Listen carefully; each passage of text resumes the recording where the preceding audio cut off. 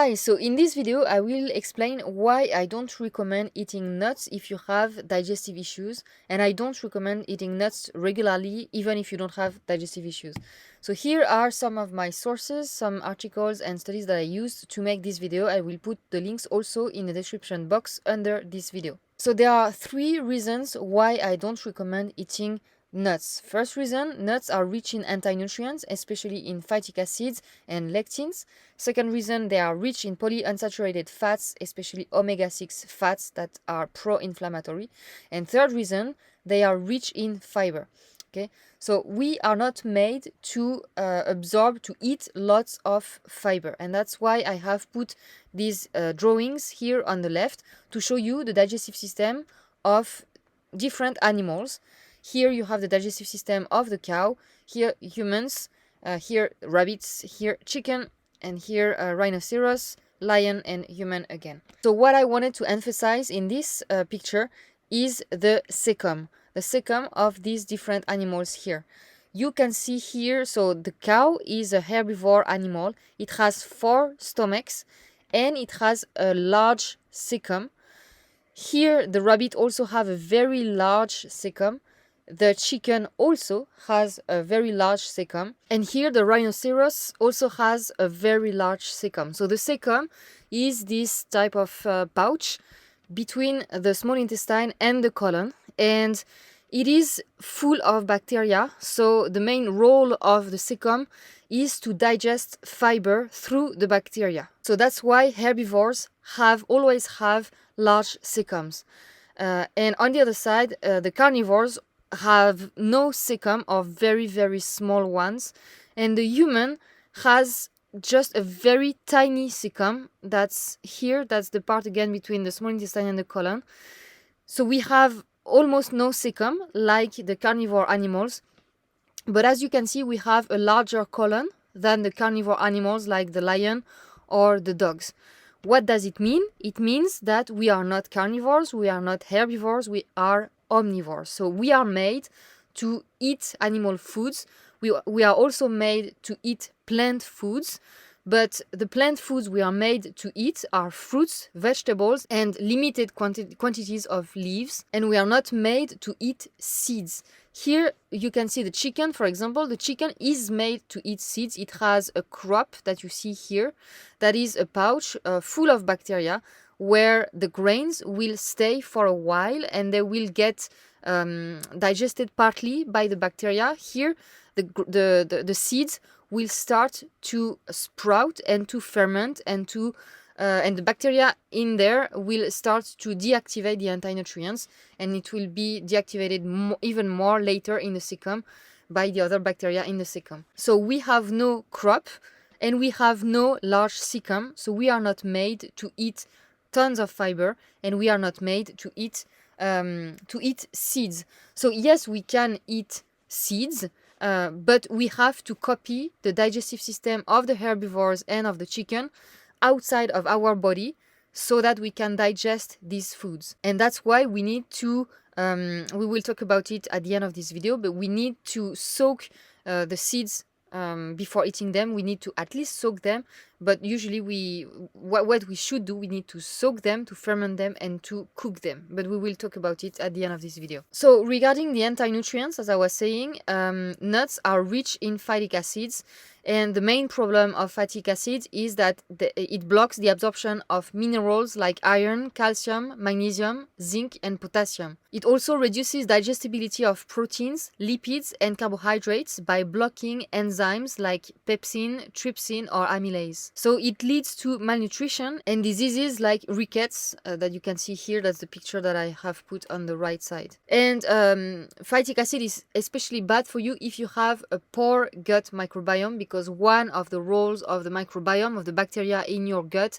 is to deactivate phytic acid. There are also lectins in nuts, not as much as the previous anti-nutrient we talked about, phytic acid, but yes, there are lectins in nuts, and they can be dangerous for your health. They also interfere with the absorption of vitamins and minerals, but also of carbohydrates and proteins. They damage the gut lining, they can cause changes in the bacterial flora in your gut, and therefore they can trigger autoimmune reactions. They can cause leaky gut, and if they enter the bloodstream, they can attach to cells in organs and damage the organs. They can also destroy the tissues in your joints, and they can cause diabetes. Lectins are very dangerous when eaten raw, and that's the issue with nuts, is that most people eat nuts raw.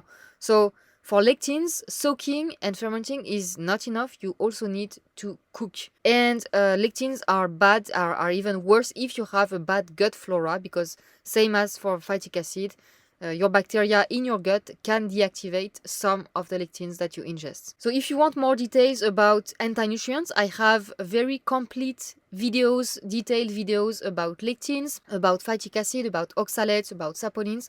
So I will put the links up there, and I will also put the links in the description box under this video. So now let's talk about the issue of the fats, of the amount of polyunsaturated fats in nuts. So here on this slide I have put the fatty acid profile of different nuts, and in the next slide I have put the fatty acid profile of different animal foods to compare. So basically, when you study the fatty acid profile in different foods, you will find saturated fats, monounsaturated fats, and polyunsaturated fats.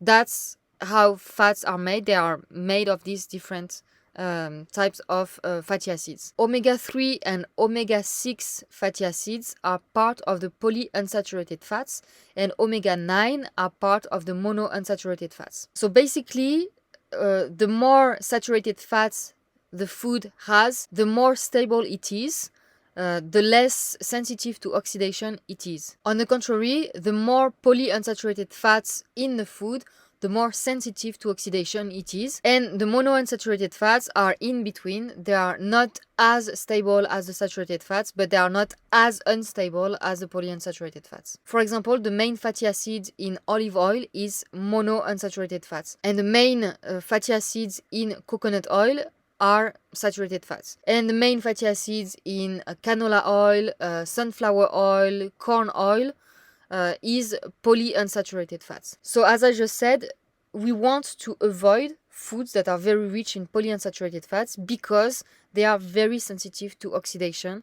So when they oxidize, they will also oxidize you when you absorb them. They will cause inflammation in your body. They are very sensitive to any type of processing. The way oils, vegetable oils, are made nowadays is very bad for polyunsaturated fats because it makes them rancid.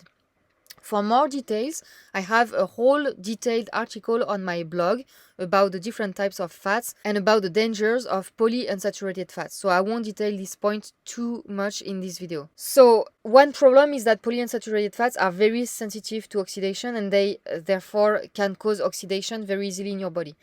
The second problem with these foods that you see on this slide is that they are all very rich in polyunsaturated fats. And as we saw before with the picture of the different digestive systems, humans are not supposed to eat these foods, these seeds and nuts. We don't have the digestive system dedicated to digest these things. So our main source, natural source of fatty acids should be in animal foods. We will talk about that in the next slide. And you will see that in animal foods, there's much less polyunsaturated fats than in these foods on these slides.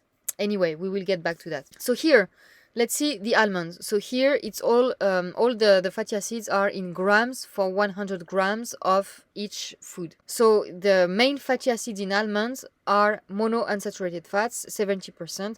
So that means that almonds are not very sensitive to oxidation because it's mainly monounsaturated fats. Monounsaturated fats, as I said before, are quite stable. Not very stable, but they are quite stable. The problem with almonds is that there's a lot of omega-6 and very little omega-3 fatty acids. So the ratio we want between omega-6 and omega-3 is at the worst 5 for 1 or 6 for 1 at the worst, but it is recommended to have a ratio of 3 for 1 or even better 2 for 1 or 1 for 1. The problem in our modern world, in our modern diet, is that there's much more omega-6 fatty acids than omega-3 fatty acids, and therefore we have a very bad ratio in our modern diet of like at best 10 to 1 or even 20 or 30 to 1. But for optimal health, you want to get as close as possible to the ratio of 1 to 1. 1 omega-3 fatty acid to 1 omega-6 fatty acid. So it is recognized that omega-6 fatty acids are pro-inflammatory. Actually, we need both omega-6 and omega-3 fatty acids. They are both essential for our body. But the problem is, as I said, the excess of omega-6 in our diet. So omega-6 are considered pro-inflammatory, while omega-3 are considered anti-inflammatory fatty acids. So here in almonds, you can see the ratio is really bad. It's more than 1000 omega-6 for 1 omega-3 fatty acid. Regarding walnuts, walnuts have mainly polyunsaturated fatty acids, 76%. So that means that walnuts are very sensitive to oxidation. If you like eating walnuts, you need to keep them in your fridge. You need to buy them in their shell. Don't buy them like outside of the shell, because the shell will protect the walnut from oxidation. And then when you crack open the shell, you want to keep the nuts in your fridge. And if you consume walnut oil, I don't recommend to do that, but some people do because they think they are doing something good because it has lots of omega-3 fatty acids. So if you have walnut oil, you need to keep it in your fridge. It's very important. Otherwise, it will become very rancid very rapidly. And also, it needs to be cold pressed because, as I said, polyunsaturated fatty acids are very sensitive to any type of processing. So walnuts are famous for being rich in omega-3 fatty acids, and that's what we can see here actually. The ratio is not too bad.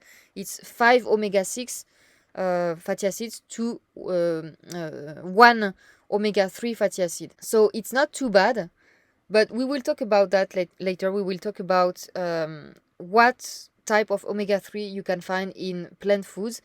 It's ALA, omega-3 fatty acids. It's a type of omega-3 that our body can barely use.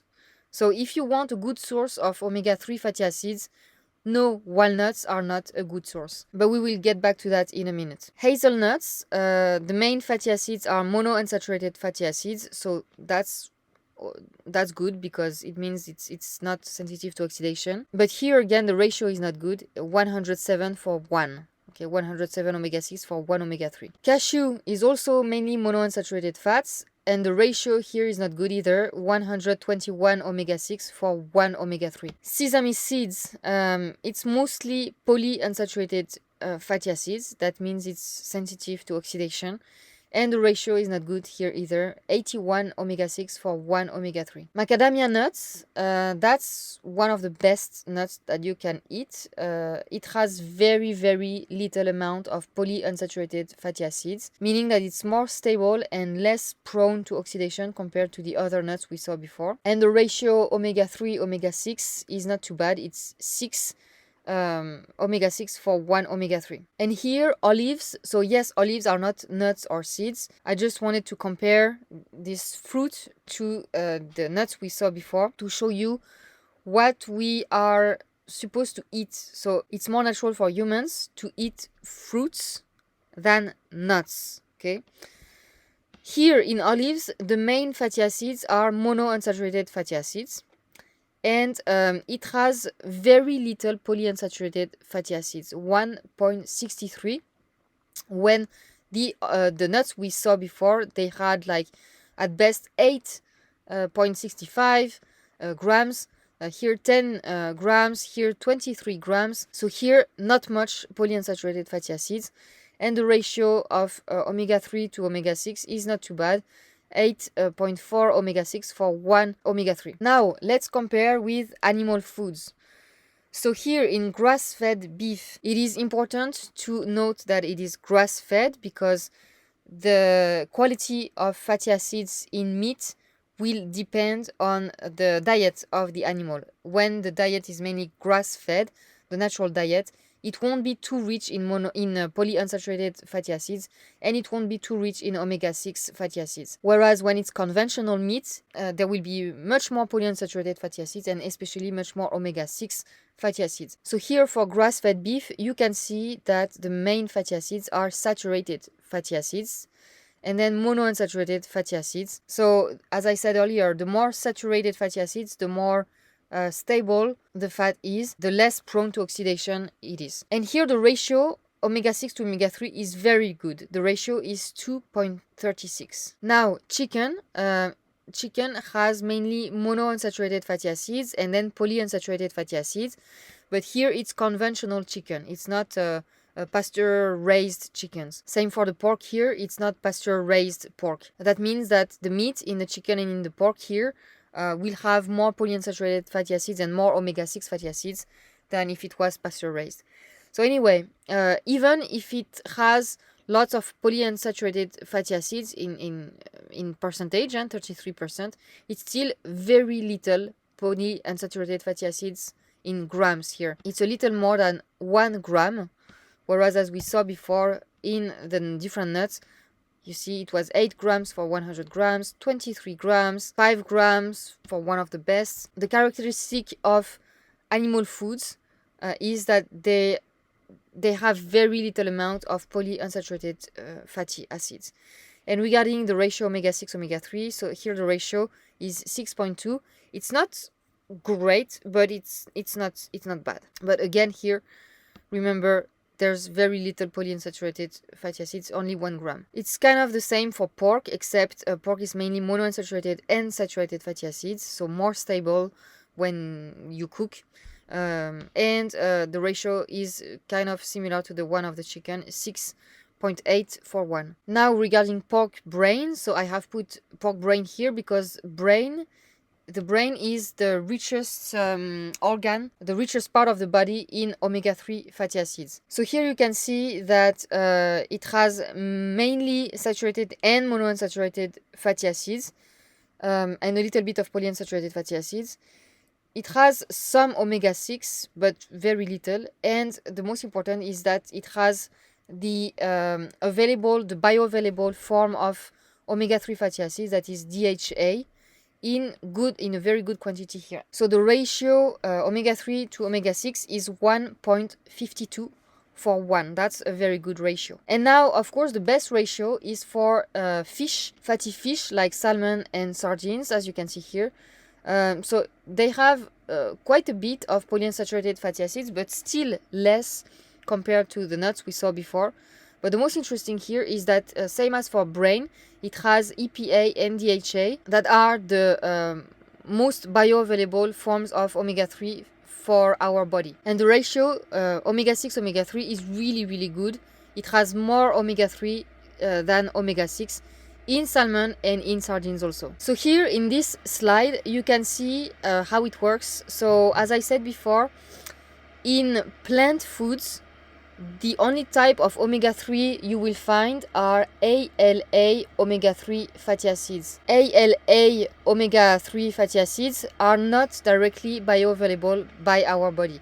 Our body needs to convert ALA to EPA and then to DHA, that is the final end product type of omega-3 fatty acid that our body can utilize. So here in one study, they say that conversion of ALA to EPA and DHA is less than 5%.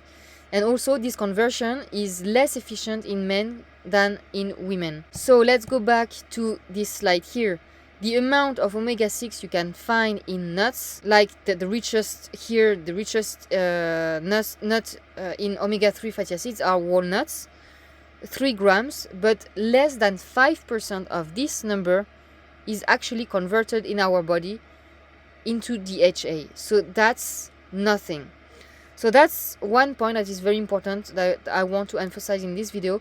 If you want omega-3 fatty acids in your diet, forget the plant foods. the most bioavailable omega-3 fatty acids are in animal foods, and especially in brain and in fatty fish, as we saw. Also here in this study, they gave foods rich in ALA to a group of people, and they kept a good ratio of omega-6 to omega-3, a good ratio of 3 to 1, and they saw no net rise in the level of circulating DHA in that group of people.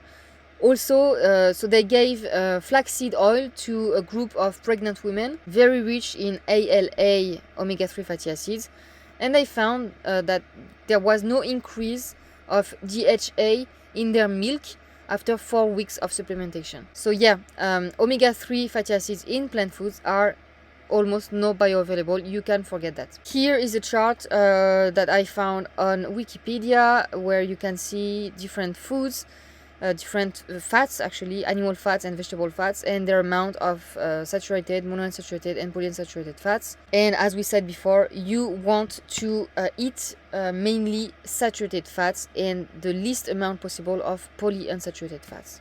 Now, in traditional cultures, you know that on my channel I talk about Western price quite a bit, because it's important to use the knowledge of our ancestors regarding diet and many other things.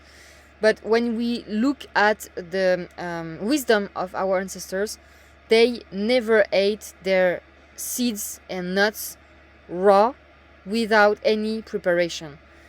So here on this slide, you can see how they prepared different grains and seeds. So they always soaked for many hours or even days. They fermented and they also cooked them.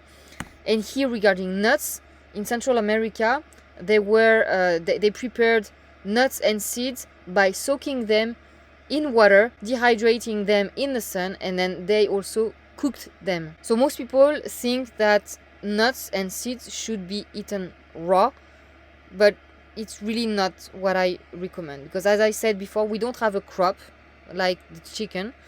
We need to at least soak the nuts and seeds for at least overnight. Then ideally you want to remove the skin, like of the skin of the almonds, for example. And then I also recommend that you cook them. So as we said, polyunsaturated fats are sensitive to oxidation. So oxidation will happen when there is contact with oxygen, with air, and when there is heat, so when you cook it. So yes, polyunsaturated fatty acids will get rancid when you cook them, but that's why, like, I recommend that you cook your nuts, but you choose the nuts that have a majority of unsaturated fatty acids or saturated fatty acids. Like, you can cook almonds, you can cook hazelnuts, you can cook macadamia nuts, you can cook cashew nuts, and they can withstand the cooking process because they have a majority of monounsaturated fats that are not too sensitive to heat. So if you cook your nuts and seeds, they will be much easier to digest. So anyway, I don't recommend that you eat nuts and seeds every day. I really don't. If you want to eat them from time to time, that's fine, but don't eat tons of them, and do the whole preparation of soaking, ideally also fermenting, removing the skin, and cooking. If you eat some nuts or seeds like very rarely, like once a month, a little amount, you might not need to do any of the processing I just mentioned, even if that's better if you do it. But it won't be the end of the world if you don't do the process, if you very rarely eat nuts and seeds. But if you have any digestive issues, I really recommend that you don't eat nuts and seeds. And if you do, don't eat them every day, and don't eat large quantities of them, and always prepare them correctly. That's all I wanted to tell you today. I have a course to heal your gut naturally. I will put the link under this video, and I see you in the next video. Bye bye.